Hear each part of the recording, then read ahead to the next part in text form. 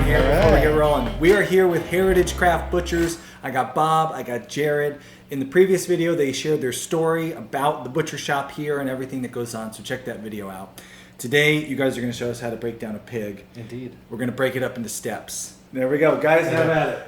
All right. Thanks for joining us today, Heritage Craft Butchers, and today we're going to break down beautiful Gloucester Old Spots pig from 84 PA, a couple miles over the hill there.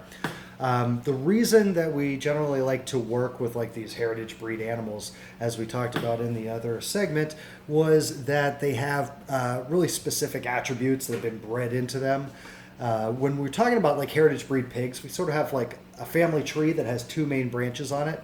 On one side, you have your bacon pigs, which are your commodity pigs that are producing lots of pork. They're going to grow to 300, 350 pounds while remaining pretty proportionate, 70% lean to 30% fat, before they sort of fulfill their full physical stature there.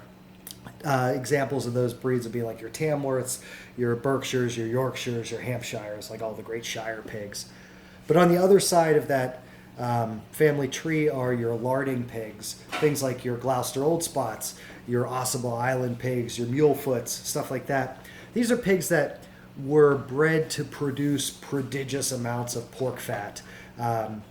They were developed during a time when animal fats had a lot more value than they do today. In addition to being like a cooking medium, frying chicken or cooking, sautéing in pork lard or beef tallow. They're also a culinary ingredient, using lard to make baked goods like biscuits or pie crusts. They're also a medium of preservation when we do confit or rillettes, and you're using animal fats to either seal the food to get away from oxygen or to create an emulsion that prevents the influx of oxygen from causing spoilage. But it was also an industrial commodity. So prior to petroleum products and synthetic products, animal fats would have been used to lubricate or waterproof different materials. During the Industrial Revolution, pork fat and beef tallow would have been used to lubricate the gears and the pistons on steam engines and early electric motors. At the dawn of aviation, animal fats would have been used to waterproof the canvas wings of aircraft to prevent them from becoming waterlogged and crashing. And then, of course, like whale oil and other animal fats were used to light lamps in Victorian times. And then as you get into like the petroleum age, when you had oil-based products becoming available, they fell out of favor a little bit there. And then you got into the chemical revolution, where you had synthetic-based lubricants, waterproofing agents, accelerants, stuff like that. So they lost value on that front as well. And then later on, you had the health scare of equating animal fats or correlating animal fats with poor health outcomes, and cancers and heart disease and stuff like that. So a lot of these breeds sort of fell out of favor, as you had health studies showing a correlation between certain cancers and heart disease and stuff like that. So a lot of these breeds were just kept alive by enthusiasts, family farmers who had always raised a certain land race of pig, and had bred pigs that were well suited to their environment, whether it's their topography, the climate, the terroir, or whatever. And now that we're able to highlight sort of the benefits of different breeds and different products from those breeds, we can actually give some of those farmers like a commercial outlet for those animals. Now, like I said, this is a Gloucester Old Spots pig. This is a black and white pig with big floppy ears that hang down over its face. It was bred to be docile. The fact that it can't see more than a foot or two in front of its face because of its ears makes it easy to lead around. It has a nice demeanor. It grows a very nice fat cap around the outside, as well as good deposits of fat in the interior. When we're looking at pork fat in general, there's three like categories of fat that we're concerned with. The first, we don't have any on this carcass. It's the caul fat. It's that sort of gossamer webbing that surrounds the lower GI and the intestines, keeps everything sliding past each other and lubricated. When we do get that from the slaughterhouse, we'll use that to line like a terrine pan or to wrap some special burgers or sausages or something like that. And then as you cook that off very slowly, that fat's going to melt away and be absorbed into whatever it is that it's surrounding there. But as you move out from that caul fat, we have a real nice deposit of a high quality fat right here down in the abdomen. This is our leaf lard. It comes off here. Leaf lard is unique in that the texture is unlike the fat of any other part of the animal here. It's almost buttery and spreadable just in its natural form. It doesn't spring back the way like the back fat does. Fat is a living tissue. It has individual cells, blood supply through capillaries and everything like that. But the leaf lard is very fine. The capillaries are very small. The cell walls are very delicate. So whenever we render this down, it will become a pot of like crystal clear liquid that will set up into a snowy white leaf lard. It doesn't have very much flavor as far as like a porky savory flavor. It has a really delicate buttery flavor and texture, and that's what we use for making pie crusts and biscuits and stuff like that. This is a real nice product that looks beautiful whenever it sets up in its final form there. If we use like the amalgamation of the rest of the bodily fat, some back fat, some trim and stuff like that, and render that down, the color difference between those two categories of fat are going to be pretty remarkable. The aggregate fat is going to be more of a beige color, and it's going to have more of a meaty flavor to it. That would be something that you would use to fry chicken or something like that in, as opposed to that crystal clear, milky white leaf lard. Now, the third category of fat is our subcutaneous fat that runs along the inside. This is your back fat. This fat is an insulating layer on the outside of the pig, and it also sort of grows down in between the musculature, in between the muscle fibers and the different muscle groups to give you the marbling and the intramuscular fat that you'll see in like the copas and the pork chops and stuff like that. So the fat, very high quality, develops slowly over time as the pig eats excess calories. And this is a pretty remarkable specimen in terms of the pork fat, the quality and the quantity of that. Now that leaf lard hides what I call two culinary treasures. The first of which is the pork kidney, which is fantastic. I'll give this, Jared likes to cut that in half and show off the cross section of it. But the kidney is sort of my least favorite organ meat. The heart is fantastic. The liver has lots of culinary uses that are pleasant, a pleasant flavor and texture. The kidney is essentially an organ. It's a sponge that filters urine, for lack of a better description, and it tastes like that. It has the hard sell. Yeah, there, Bob. absolutely. Well, I think with muscles, with your meat, with different parts of the pig that are cut from the muscular skeletal structure of the pig, you have actual muscle fibers which run sometimes all parallel to each other, sometimes perpendicular or whatever, but it creates a certain mouthfeel. With your organ meats like kidney and liver, it's basically a matrix of cells. They're sort of like a honeycomb of cells that are all locked together. So whenever that cooks, it takes on a smooth, chalky texture. A big bean. Yes. Yeah, it is a bean. Yes, it does taste like it has the texture of a large bean. But then, the flavor itself can be mitigated through corning. Like you can brine those to leach out all the impurities that give it sort of that flavor, and replace it with flavors like bay leaf and juniper berry and salt and sugar and stuff like that, which is going to be fantastic. If you have to eat. If you have to, yes, absolutely. But the texture is one that is very hard to get past. Now, there are, of course, culinary uses for that.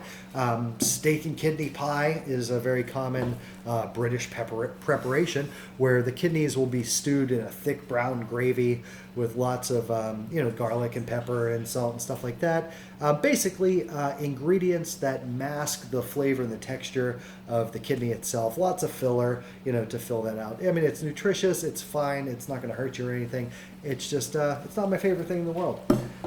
But the other thing hidden by that leaf lard is fantastic.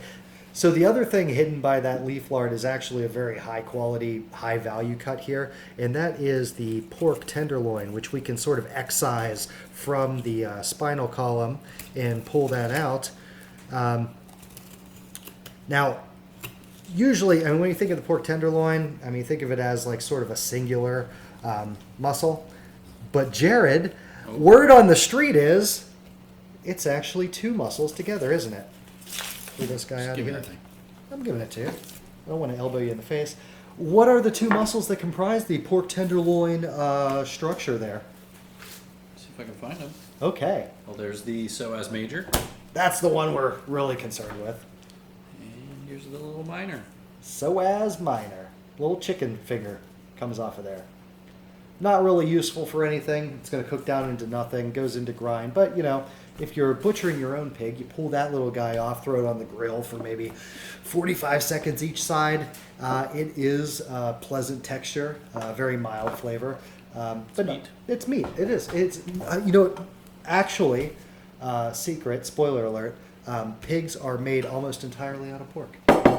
So yeah, Jared's going to trim up the psoas major, the pork tenderloin, remove some of the silver skin, stuff like that. Kind of a difficult piece of meat to cook from a culinary perspective because the qualities that make it high value and have a nice mouthfeel and flavor are also qualities that make it relatively difficult to cook. All the muscle fibers run parallel from one end to the other. So whenever you cook that and you cut it into medallions, you're going to end up with pieces that have uniform muscle fiber lengths. So it's going to feel nice and tender but still toothsome in your mouth. But it's also extremely lean. There's no marbling or intramuscular fat in between those muscle fibers. So what you have there is basically a solid cord of pork. Now, whenever you apply high heat to pork, to the muscle itself, it tends to cauterize and shrink back and resist the influx of heat from the surface to the center. Whenever you have marbling and intramuscular fat and stuff like that, the fat will melt. And that melting actually conducts heat from the surface into the center of it there. So it's going to wick heat away from your cast iron pan or whatever you're cooking it in and pulling it into the center. So if you had a well marbled piece of meat of the same thickness, it would take a little less time to cook to come to like a medium doneness. So it's sort of a thing where you sort of sear the outside, drop that heat down, and let it go a little longer than you think you would need to, so that you don't end up with raw pork in the center, which isn't like a foodborne illness danger so much as it just doesn't taste as good as other things. You can eat raw beef and it still tastes like beef. Raw pork really doesn't taste like anything. All right, so we got to break this pig down into primals. Those are basically the subdivisions from the half that we have here. And depending on where we are in the world would sort of dictate how we go about doing that. If we were in Western Spain, we might take the shoulder off and the loin and the ham and then split the loin. The lower belly would be taken off and thrown into grind for making chorizos and other embutidos. But we're not in Western Spain. We're in southwestern Pennsylvania. We're in North America. We are sort of an Anglophile, Francophile culture that has a high priority placed on bacon. So we're going to preserve as much pork belly as possible to make that bacon. But so we're basically going to break this into three primals. The ham primal from the little S-turn in the spine back.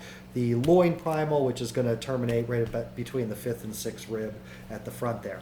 Now, we're going to do this without using the saw because we can find a sort of path of least resistance at either one of these points. At this point back here, The only thing holding the pig together is some pork and a single vertebrae. So we'll just slide that knife through there. And, oh, it's a thick pig, lots of fat. Makes it a little more difficult on the cut, but real nice. So once we do this, the only thing left to do is a little leverage.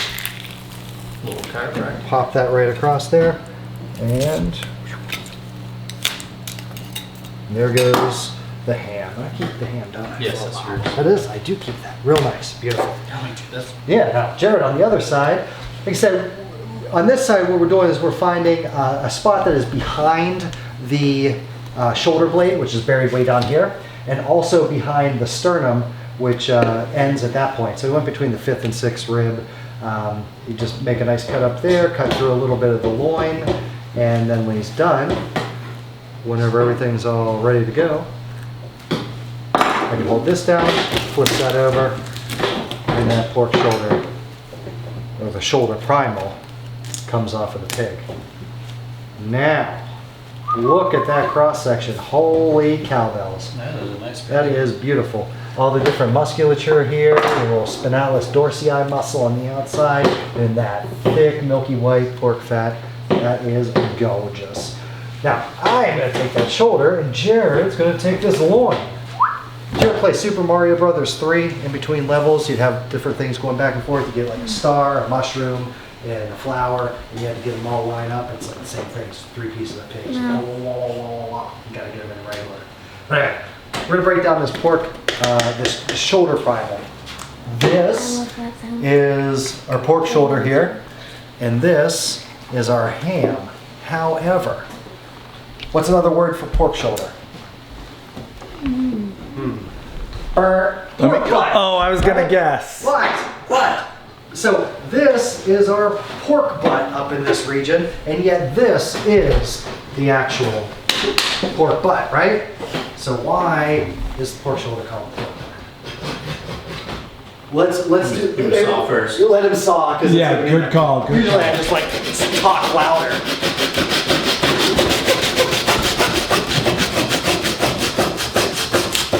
Gets quiet. There we go. So why is the pork shoulder called the pork butt? 2 stories for this one. One I like more than the other, and that's the one I'm going to tell first. Is if we go back to 18th century North America, go back to like the Massachusetts Bay Colony, something like that. Commodity pork was a big industry in New England. They would be raising like Durocs and Yorkshires and stuff like that.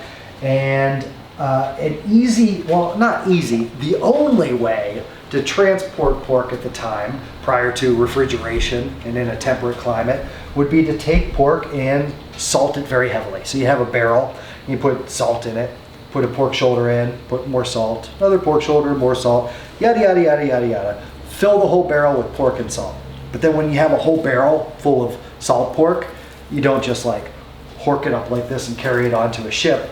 You would tip it on its outside and slide it into a rail, like a wooden rail system. It would go in the back of the boat and all the way up to the front until it stops. And then the next barrel comes in and it slides down. And those barrels would just abut each other from one side of the ship to the other.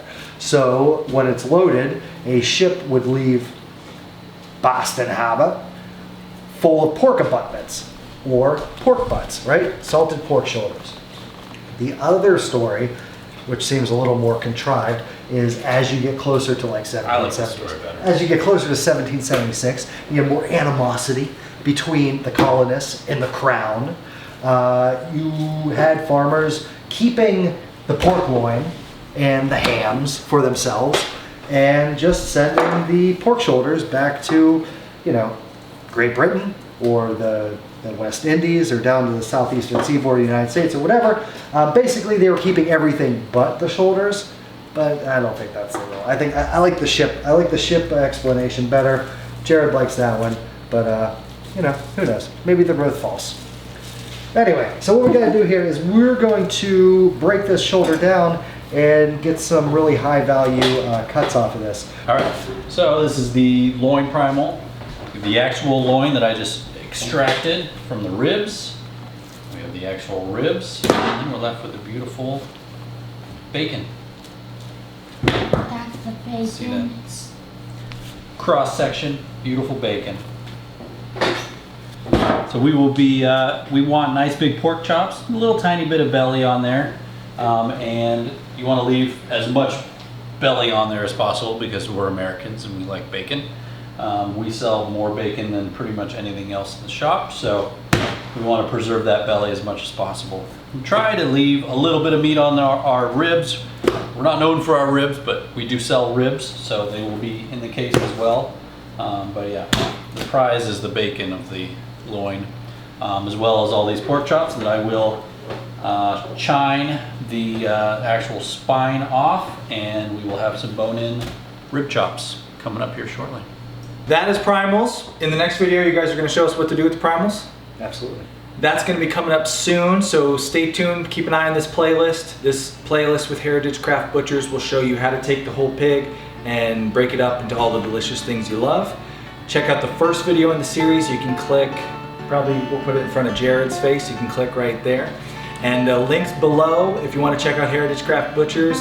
Take Heritage Craft Butchers, take some of their classes, buy some of their products. Check it all below.